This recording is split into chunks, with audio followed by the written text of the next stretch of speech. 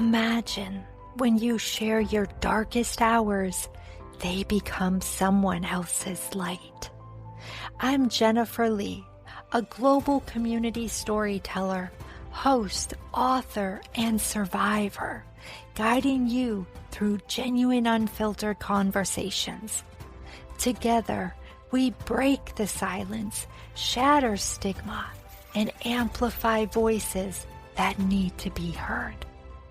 Each episode stands as a testament to survival, healing, and reclaiming your power. Listen to I Need Blue on Apple Podcasts, Spotify, YouTube, or your favorite platform. Learn more at www.ineedblue.net. Trigger warning: I Need Blue shares real-life stories of trauma, violence, and abuse meant to empower and support. Please take care of yourself and ask for help if needed. Now let's begin today's story. Nicole and I met by chance, or so it seemed, sitting next to each other at a networking luncheon. Out of a room filled with 50 women, we ended up together. I don't believe in coincidences. As each woman shared her passion and business, Nicole spoke about her own: mother nurture consulting and wellness. Nicole believes that mothering is a universal healing energy. It's about nurturing yourself, others, and the world with compassion, love, and intention. We will dig deeper into this later. Towards the end of lunch, Nicole leaned in and whispered, "I have an experience that your listeners might want to hear." And then she began to share. I listened intently, my heart heavy, and I felt a tear in my eye. Her pain was raw and honest, yet she had resilience that couldn't be ignored. Her experience began in 2021, when at 38 weeks pregnant, she received the news she wasn't prepared for. What was once a normal pregnancy had become medically complex. When it came time to deliver, because of the complications, she was admitted to a German hospital instead of the U.S. hospital on base. The birth trauma Nicole endured is nothing short of unimaginable. When her baby boy Owen was born, a new set of challenges emerged. Nicole takes us through the emotional roller coaster, moments filled with uncertainty, fear, and loss. Yet one thing remained unwavering: her profound love for her son. Today and every day, we honor Owen and his beautiful little spirit. Nicole, thank you for being my guest today, and welcome to the I Need Blue podcast. Thank you, Jen. It's an honor to be here. Well, you're so welcome. We had a little bit of conversation before we started today, and you shared why you share and how that affects you in trying to process everything you've been through. One of the things that you said to me was you are committed to talking about it. Otherwise, do you want to share what happens to you if you chose not to talk about it? Yeah, you said the commitment word has really been a big part of this. I'm committed to sharing my story because it really does help me every time that I'm able to share in a safe space. And there's a quote that I love. I don't know who to attribute it to, but it says, "Shame dies when stories are told in safe places." And so every time that I'm able to share my story in a safe place with a safe person, it really does help move that needle a little bit in my process, my releasing of shame and guilt, and just kind of the stuckness and the grip that my traumatic story and my experience, has had on me. Actually, just in these last few months, is that the commitment to live a full life in spite of what I've experienced is really the well from which all of my work flows, which all of my choices about who I say yes to, who I say no to, what and where, I share my story. It all comes from this commitment to living a full life and helping others. Absolutely. I heard you use the word safe space a few times there. How do you determine if you have found that safe space or that safe person? Yeah, that's such a great question. There are a few things that usually happen pretty quickly. Humans are actually fairly predictable when you're sharing something like, "Hey, my baby died." Whether it's body language or someone offering well-intentioned, platitudes, things like "at least this," think about this, trying to help you find silver linings.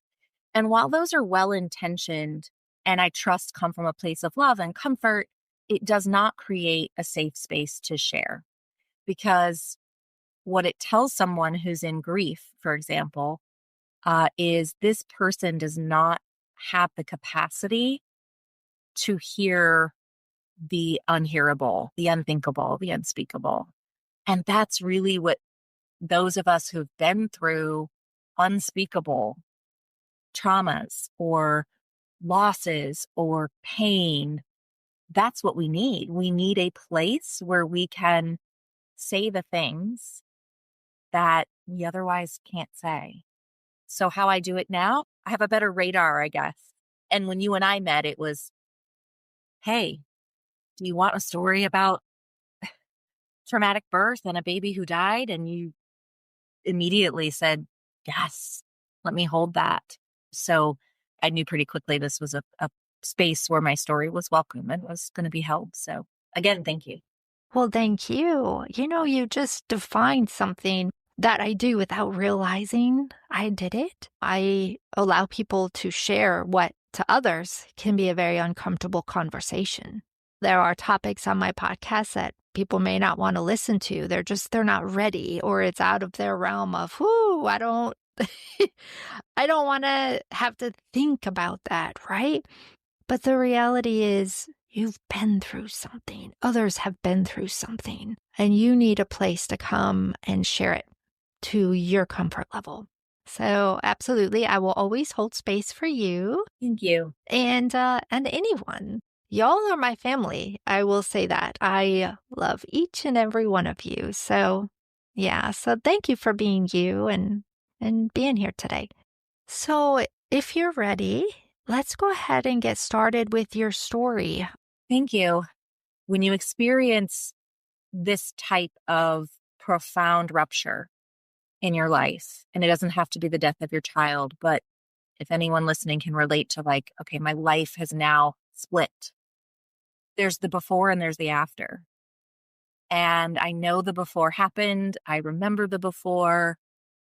I know who she was, but it's sort of another lifetime. So in a way, it feels like it's been my whole life, if that makes any sense. So I was living in Germany, which I should give a little background there. My husband is in the Air Force. We had been stationed overseas. We actually moved to Germany right smack dab in the middle of COVID in 2020. We were planning to be there for 3 years and knew that we wanted to have another baby. We both have children from a previous marriage. And so this was a well thought out, laid out plan. There's not a lot of opportunities for work for spouses. And so the timing was perfect. Let's do the baby thing. And so I got pregnant very easily, which was exciting.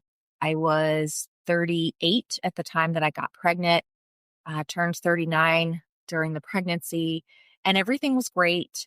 I was feeling great. It was just wonderful. Everything was going according to plan, passing all the tests. Everything was perfect. I was receiving care from our on-base military hospital, felt very comfortable with everyone, knew some of the providers there, knew some of the nurses, knew what room I wanted to labor in, the whole thing. A little aside, I also am a childbirth educator and a lactation consultant. And so I was teaching classes there also. So I was pretty immersed in that space. And so it was smooth sailing, and I hoped and planned for it to continue to be. Went in between 36 and 38 weeks. I had a checkup, and they discovered there was something questionable about the baby's cardiac activity, cardiac development. Nothing had come up on our previous scans. So this was very strange and a little bit concerning, but everybody was pretty relaxed, to be honest, about it. I did have an interaction with an American doctor who really didn't have a lot of bedside manner. So I remember distinctly when she was telling me, yeah, there might be a problem. She kind of just went, huh, and then pushed a box of tissues across the desk at me. And that was kind of the first clue that there's something going on, but it just doesn't hit you. The brain can only process so much. And I think in that moment, it was, okay, there's a problem. We find the solution. It was very simple still in my mind. So the next day, I went and saw a specialist, happened to be at the German hospital where they had, better equipment and a specialist, that could take a closer look. Again, kind of felt like, yeah, there's something. We're going to want to do some testing when the baby's born. Certainly felt some concern, but again, just it hadn't really hit. And at this time, I was 38 weeks thinking, oh, well, we've got 2 weeks. We'll talk about this. We'll do some more tests. We'll make some plans. And within about 12 hours, about 3 a.m, my water broke. And it was time. Planned to go into the hospital that I knew, was kind of packing up, getting ready to go. And I was told, you can't come here. You need to go to the German hospital. We need to get the baby out. We need to do the testing. We're very concerned. And this was the first moment that somebody was, what I now understand as being honest, that there was something a bit more wrong. And so, of course, my anxiety immediately shoots through the roof. I didn't know this other hospital. We get there, everything that you can imagine is different. Then it was still pretty strict in Europe with COVID. It was still very much a thing. And so, everybody had a mask. I had to wear a mask. They did not allow my husband in. There was a lot of confusion, with the language, which was very isolating, and just the personalities, the cultural differences between what I was used to and what I was getting, was a bit shocking. Essentially the birth, I was left alone. The way that they do it there is just very different, very backwards. Perhaps it was COVID related. There's no nurse support. I'm asking for can I get a birth ball? Can I have anything? And the answer was no. I was sent to a room that was actually more of like a recovery room. And the plan that I was told was, you stay here. And when you're ready to have the baby, you walk down the hall and let us know. And then, we'll help you have the baby. So it was very strange and scary. And anybody listening, who's given birth, you're kind of gives you like a little, what? It really was that backwards and that confusing. The anxiety is sort of compounding because I've been told you have to be here. You can't leave. Your water has broken. So, you've got to stay, and you have to stay in this room, and nobody's coming. We don't want to hear you complaining. I mean, it felt like some sort of prison, far cry from what I had planned, which was this beautiful, healing, redemptive birth, VBAC. Here I am locked in a room alone. I, very much just went into survival mode. I walked the halls. I took a selfie. I wanted proof. At one point, I did start to feel that things were kind of moving. I was getting more uncomfortable. And there were a few times I actually went down the hall and said, can you check me? Can my husband come yet? And the answer was always no, you're not far along enough. And, just very strange, again, very punitive. And at one point I did go down. I was feeling very uncomfortable. And I asked, could I just have something to kind of help me sleep? They said, sure. We'll give you a little something, and we'll put you in this other room, turn the lights off, let you sleep. And so that felt like progress. That felt like something was happening. So they put something in my IV. They send me to this other room. They flip off the lights. They say, call us when you need us. 4 hours later, I was in unbearable pain. At the time, I did not know 4 hours had passed. This is all looking back at timestamps and medical records. And so I pushed the call button. I do have a memory of doing that at least. Lights are on, nurse comes in, and I realize that at some point, this line has come out of my arm, has completely ripped out of my arm. And I am soaked because whatever medication they had given me to try to help me sleep or maybe take the edge off the pain had just been pouring out all over me. And nobody had been in. Nobody had checked on me. Nobody, had realized I'm not receiving this medication. It's all over me.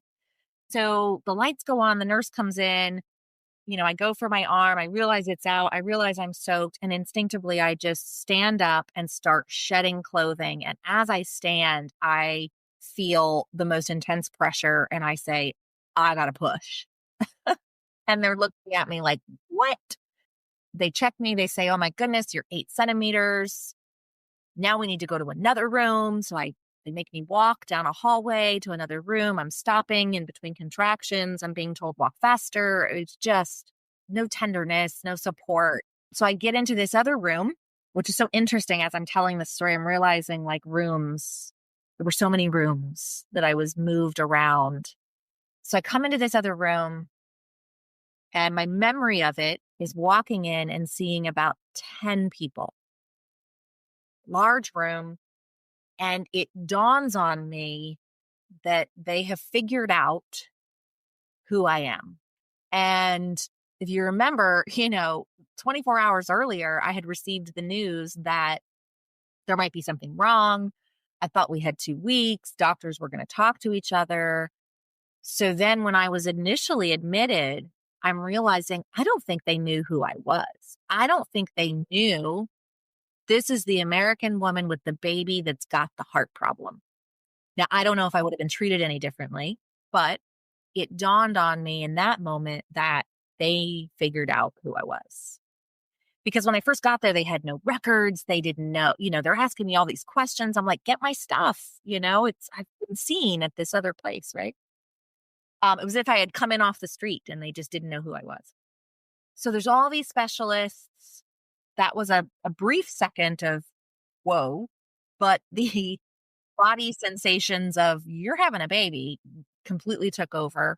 I remember climbing onto a table, instinctively getting onto my back, which is interesting because that's also not what I teach in my birth classes.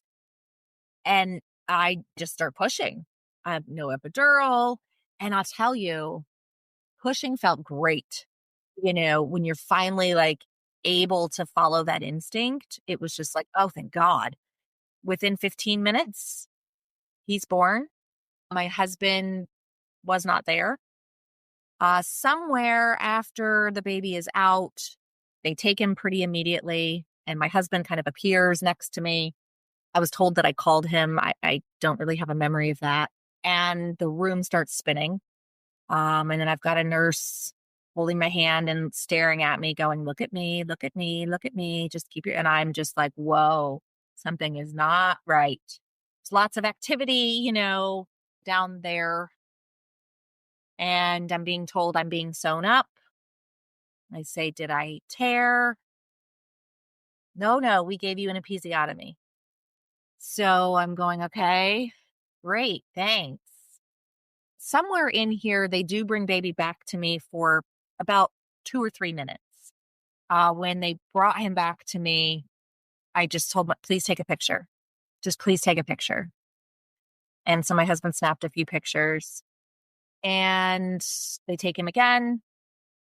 The room is spinning. I'm like, I don't feel so great. And they say, okay, we've got a lot of bleeding. They can't get the bleeding stopped. And they start ripping off my jewelry, telling my husband, we've got to take her. You need surgery. So I'm wheeled away. To be honest, I actually did not even know what kind of surgery I had until probably about 6 months ago when I finally had the courage to get my records and translate them. So they did a DNC to stop the bleeding. And I woke up about 4 or 5 hours later. I have no idea, what's going on, where I am. My husband gets on the phone. They hand me a phone, it's all kind of a blur. And he says, I'm with the baby. I'm with him. Everything's okay. I'm with him. A few hours later, I'm able to meet him for the first time. It was later that evening. And he's perfect. Perfect. He is about 6.5 pounds, full head of hair. He's beautiful. All his fingers and toes. I mean, just perfect. But he's got monitors, a line in his main artery, and a little NG tube through his little tiny nose. But he's awake. He's a newborn. I mean, he's just literally everything. We spend some time with him, and then they say, okay, the cardiac team wants to meet with you and tell you what you got. Kind of what it felt like. Like, come on. Now it's time to find out what's going on. And so we went. This is when they start drawing diagrams on big boards, and I got way more acquainted with the anatomy of the human heart. We learn that our little guy, who at that time we still hadn't named, we ended up naming him Owen. It means warrior. We felt that it was fitting. But we learned that Owen had two very critical congenital heart defects. One is called truncus arteriosus, where essentially the trunk of the aorta, as it enters the heart, didn't split off as it was supposed to into the left and the right. It was essentially a common trunk. And so what that meant is that outside the womb, the oxygenated and the deoxygenated blood would mix, and we can't have that. The other thing was his aorta. As it leaves the heart, it's supposed to split into the ascending and the descending aorta, which carries the blood to the upper part of the body and the lower part of the body. Well, he had something called an interrupted aortic arch. So where that aorta arches and is supposed to connect and descend, he was missing a piece. The bridge never got built. And so the blood that was oxygenated would not be able to get to the lower half of his body. The reason he was okay in the womb is because of a little tiny duct that is open that kind of bypasses this system. And what we learned was that duct was going to be closing. That duct closes within the first 2 weeks of life. And so we were told these defects must be corrected with open heart surgery within the first 2 weeks. And in the meantime, we're keeping him on some medications that are going to keep this duct open and keep his blood flowing. And while we prep for surgery and make decisions, and then we began this week-long decision about what are we going to do and where are we going to go. And, for me, the story is in multiple chapters. And so learning about what we were facing was sort of the beginning, I think, of chapter 2. So it feels like a good time to pause and maybe catch my breath and check in with myself. Yeah. For the audience, you and I can see each other as we're recording, right? And I can tell that you are literally visualizing the scene as though you are right there. And I was wondering how you're feeling. Yeah, I tend to feel the tension. Where do you feel it in your body? I feel a lot of it in my chest and my throat. When I'm clearing my throat. My energy friends would say, the throat chakra and the heart chakra, As I'm telling and I'm putting myself back there, I'm definitely feeling it in my throat. It feels like a tightening, and I feel almost like a burning in my chest, which actually has some significance, which I'll come to later in the story, I'm sure. But yeah, I'm feeling it physically. Honestly, more so than emotionally. But as I'm telling the story, I'm very aware that I'm not there. I've done a lot of work to not re-traumatize myself, to not be so present that I am traumatized. But interestingly enough, every year since this has happened has been a little bit different. So he was born on November 25th. And I'm always anxious about that day leading up to it. This past November, my hardest day was actually the night of the 24th. I actually ended up having kind of a mini panic attack that night, which I have not had in a couple of years. I was at the grocery store and I just panicked. And later, in kind of talking about it, talking with my husband, and reflecting on it, I think it was a body memory. I think it was a somatic memory of what my body experienced 3 years ago. Birth trauma. Yes. Yes. And that's part of this story. When I first approached you, it was, hey, how about a story about a baby that died, but the trauma of the birth is part of it. And it's been an interesting part in my process because the worst thing someone can imagine is a child dying. And we know this because when women have very difficult or very traumatic births and the baby is healthy, what do we love to say to them? At least you have a healthy baby. I know that was bad, but the baby's healthy, right? Because that's so much more important. And so when people find out my baby died, and then I go, yeah, can I tell you about my birth trauma? It's like, wait, you're bothered by the birth? The birth upset you? But the baby died. That's so much worse. And so the grief and the trauma and the way that trauma still lives in my body from the birth it has taken a bit longer to move that experience sort of to the forefront, and be able to work on it and process it. So I appreciate, again, just the space to tell my story and to include that part. Absolutely. And it's something that just with what I've been doing now for a few years is not something that's talked about. It's not. Yeah, it's not. So thank you for bringing it to our attention and to the forefront, putting voice behind it. So thank you for that. Absolutely. With this whole story, this whole experience has really given me a much, much deeper toolbox, if you will, to kind of be able to dig into.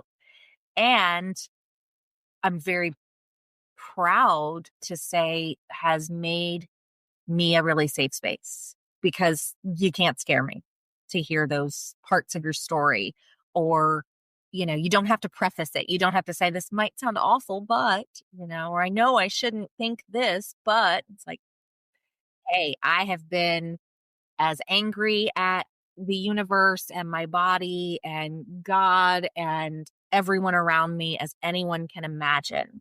So you can say it here. I love that. Again, it kind of goes back to know that you're allowed to own your feelings Yeah. and that there are people there like yourself to support you to process it and work through it. Great. I love what you're doing to help women as well. It's amazing the paths we go down and where we end up, isn't it? Yeah, absolutely. None of us ask for these things, right? These are not the paths that we chose. But when you're given this, it's what are you going to do with it? And again, my commitment is to live a full life and use my story. Absolutely. And I know you have a part two. There are several parts to your story. Are you comfortable moving forward with that? Yeah, part two, we were in Germany. I'm at this German hospital. Once he was born, he was in the NICU. In Germany, it's called the Kinderklinik. Kinder is child. And the Kinderklinik was very far from where my room was. And I immediately started pumping. I wanted him to have my milk. The nurse told me she did not have time to take the milk to the Kinderklinik. And so I would walk the milk down every time and visit with him. And then I'd go back and I'd pump and, I'd come back. It was back and forth. When I kind of got back to my room and started getting settled, I was in a room with another woman who was, during some parts of her stay, rooming in with her baby, and at other parts was taking her baby to the nursery. And this was absolutely unbearable because I didn't have my baby. And here she is changing her baby's diaper and feeding her baby and all these things. So I immediately knew within the first maybe hour of being back in that room that I needed to advocate for myself. I asked for another room. I had to beg and plead. I quickly became, what I felt like was kind of the problem child. It took a few hours, but I was able to get them to move me. I moved to another room. This was also a shared room, but there was nobody else in it. And so I got settled. And my first night after he was born, I had my own space, which was so important to me. I was pumping, every 2 or 3 hours. I started writing letters to Owen in a journal. I was, trying to eat, trying to take care of myself. I had hemorrhaged and had this DNC, so I had a lot of medical attention still on me, which was also very triggering and very traumatic for me because when my first son was born, my C-section, I had a lot of complications and I was actually very, very ill and had to be rehospitalized and ended up going into toxic shock because of an infection. And so every time they came and they said, "Oh, we need to ultrasound," and I'm shaking, just like I have to be okay. My baby is going to need open heart surgery. You have to make me better. I'm a patient, but I'm also, trying to pump and take care of my baby. And the next day, the door opens and in walks a pregnant woman and her bags. And I fell apart, just screaming. You can't. No, nobody can be in here. I have to be by myself. Took a couple hours. The poor woman is just looking at me. She's German. She understood a little bit of English. And I said, I'm so sorry. It's not you. My baby is sick. I need my own room. She's freaked out. She doesn't want to be in there with me anyway. I'm clearly a mess. So yeah, I'm begging for a room. I'm begging to be moved. I said, I'll pay anything. I'm sure my insurance will pay for it, but if it doesn't, I will pay anything. Please get me whoever you can get me that I need to talk to. Hours later. I mean, this one took a while. I was offered another room, but it was going to be on a whole different floor and it was going to be even farther from the kinder clinic. And I said, you know what? That's fine. That's totally fine. I'm, on the floor with all these pregnant women. Get me off of here. Get me out of here. So I'm taken to this other floor, which is like 2 elevator rides. And I'm given this new room, which was actually lovely. They had updated that ward recently, had a mini fridge. So I was able to pump and put the milk in the fridge and then take it down kind of like in bulk, which was actually really helpful. And I got to pump and go be with my baby, So my husband is only allowed to come during visiting hours to see the baby. So I can meet my husband in the NICU. That's it. Otherwise, I'm completely alone. I had a friend who dropped off because the food was not great, who dropped off a cooler with snacks and things. And it took them hours to bring it up to me. It really was like being a prisoner. Also during this time, we're really understanding the severity of what we're facing. We're really understanding what's ahead of us. And then we are told that all of this work is going on behind the scenes with the Air Force. And Owen was born on the 25th of November, which in 2021, that was Thanksgiving Day. The military, they're facilitating things for us. And essentially, we are told we have put together a mission. You are going to be getting on a plane. We have the entire team that's going to be accompanying you. We are flying you to Andrews Air Force Base in DC area. You're going to be admitted to Children's National Hospital in DC. There's a team ready for him and we're going to repair his heart. And we're like, wait a minute.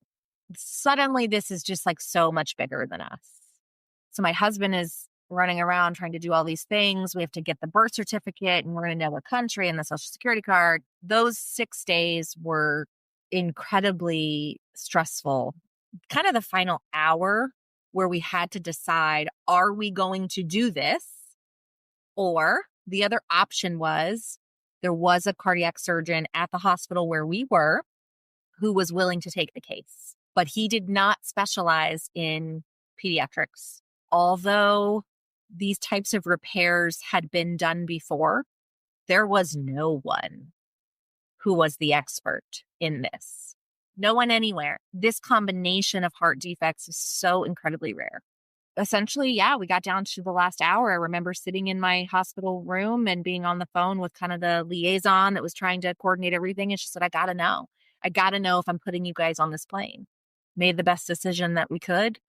Left our big kids in Germany with my mother-in-law. She flew over. Everyone said, it's going to be very complicated. It's definitely very risky. It has to be done. There are no alternatives. But Owen is very healthy. Otherwise, he's very healthy. He had no syndromes. He had no other defects of any of his organ systems. He was eating by mouth. He was doing a little bit of nursing, mostly bottle feeding. The prognosis was good. So was it about a week after he was born then that you all head to the United States? Yep. Week after he's born, we get loaded on a C-17, which is a giant plane that carries like tanks and things.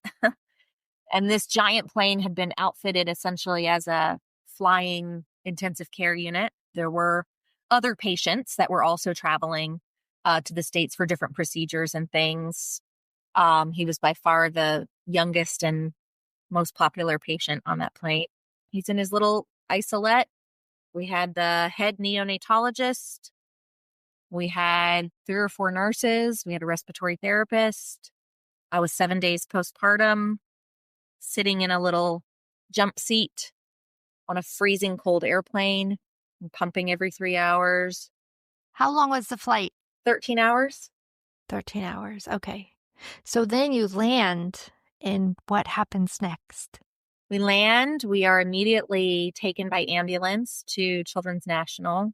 It's probably 11, 12 at night, East Coast time. We meet a team. They say we're going to get him settled, take a couple days, kind of get to know him, put the plan together. You'll meet everybody, in the next coming days. We'll set an official date for his surgery. And we checked into a hotel. There was no room at the Ronald McDonald House. Just took an Uber back and forth to the hospital every day. Spent the entire day with him. We arrived in DC on a Friday, and he ended up being scheduled for surgery on that Monday. And so December 7th was actually his due date. And that was the day he had open heart surgery. I feel like that was quicker than you anticipated. It sounded like you had a little bit of time to meet everybody and whatnot. And then all of a sudden, a couple days later, they're like, we're doing surgery. Yeah. Everything was certainly very hurried. The situation, it did need to happen in a timely fashion. Their definition's a little different. It's, hi, I'm so-and-so. Do you have any questions? And I'm like, yes, I have all of the questions. So what was it like for surgery? So surgery took a number of hours. We were told after the surgery that it overall went well. He had an event during surgery, which is not a good thing.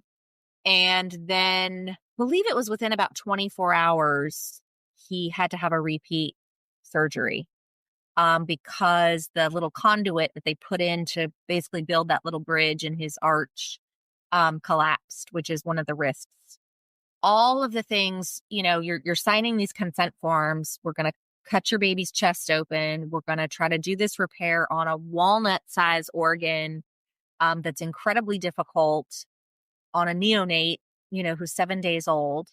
Yes, there's all these different risks, but if we don't do it, he's going to die. We have no choice. Zero choice. So yeah, signing these forms, okay. But essentially all of the risks, all of this could happen, but probably won't because he's so great and perfect and healthy and, all the things. All of those things happened. And it was just every single day going in. It was a good night if nothing happened. He had to be on ECMO, which is a very intensive form of life support. Essentially, it's a large bypass machine. This machine is so intense and so serious that it has its own nurse. Owen had a nurse and the machine had a nurse. Could not leave the machine because essentially the machine was functioning as his heart, and then also has the capacity to function as other organs, and at multiple points in his life did, because he started having system failure. So kidneys needed support, lungs needed support. We spent Christmas there. It was up and down, you know. There were things we would go in and they'd say, we had a rough night. He has a blood clot in his arm. He lost circulation. His entire arm is purple. We're going to see if we can get things flowing again. Otherwise, we might have to amputate. Next day, it's, his kidneys are not doing great. You know, might have to do dialysis.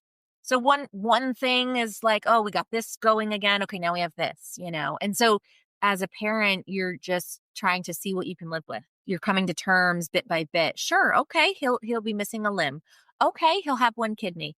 Okay, he'll need a machine. Okay, he'll be delayed, you know. Well, it has to be a balancing act between, okay, we can handle this, Right. but then also you're thinking about your little baby. Yeah. How much can he handle? Yeah. There was a day when I asked the dreaded question. My husband was sleeping on the couch in the back of the room, and we had a nurse on staff that I trusted. And I asked her, I said, have you ever seen a baby this sick? And she said, yes. And I said, I need you to tell me if he's going to be okay.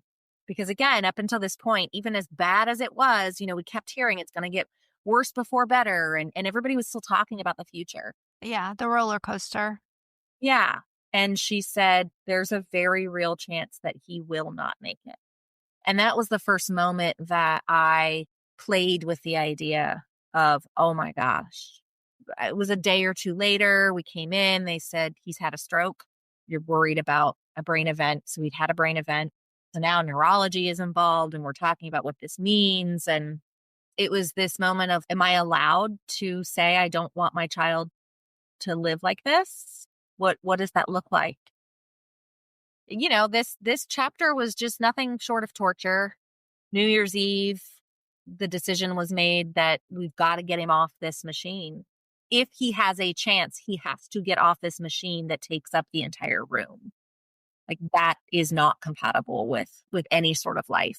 It's a big process. It's not just pulling a needle out of an arm. You know, it's decannulation, which is essentially a surgical procedure. So we had to have a surgeon, and once they do it, they're not putting it back in, and they step them down to a ventilator. And so we had to go through this whole process, and it was looking okay.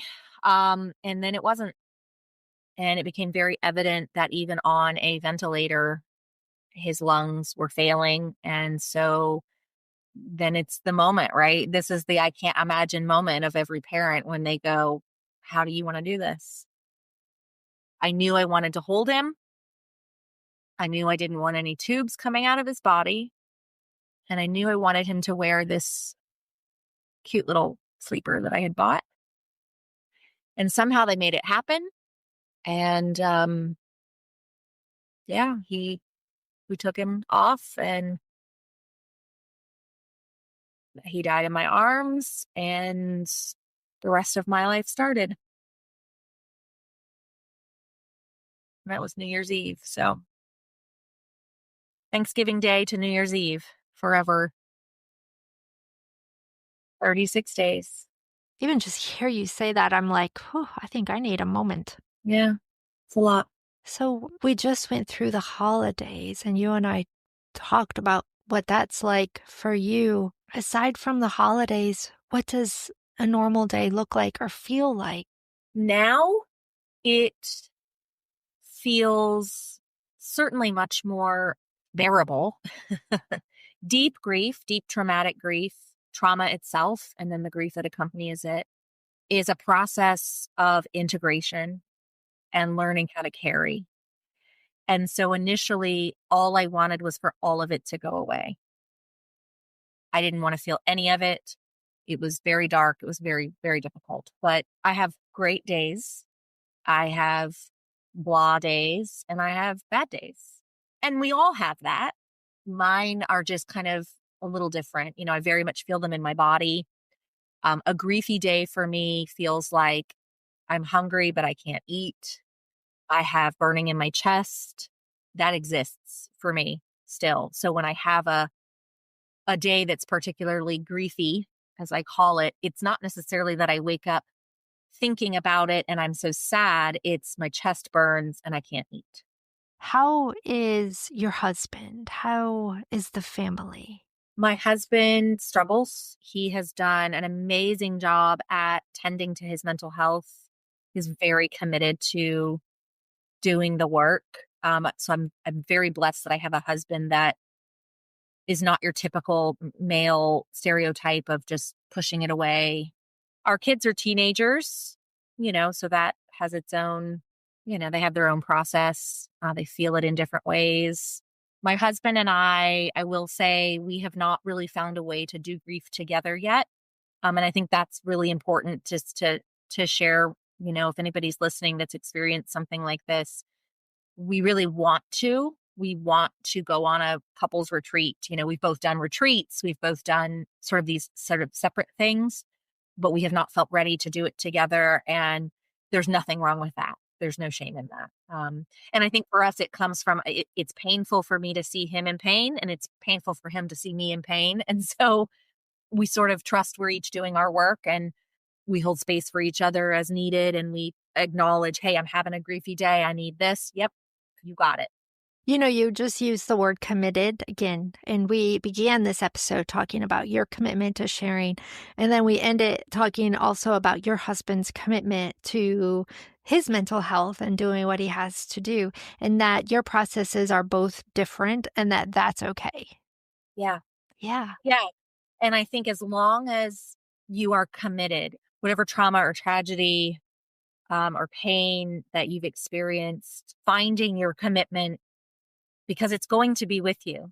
It doesn't go away. There's not a magical place called away where if we just don't think about it and we just think about the bright side and we're just grateful for what we have, then it won't hurt as much.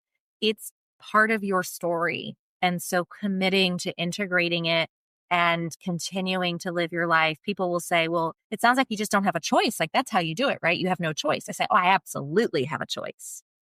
And there was a time when I probably would have made a different choice if I hadn't had the support, of my husband, namely, but there were some dark days. And so it is a choice to do something with it and to stay committed. Absolutely. Thank you for choosing to share your story with me, Nicole. Thank you so much, Jen.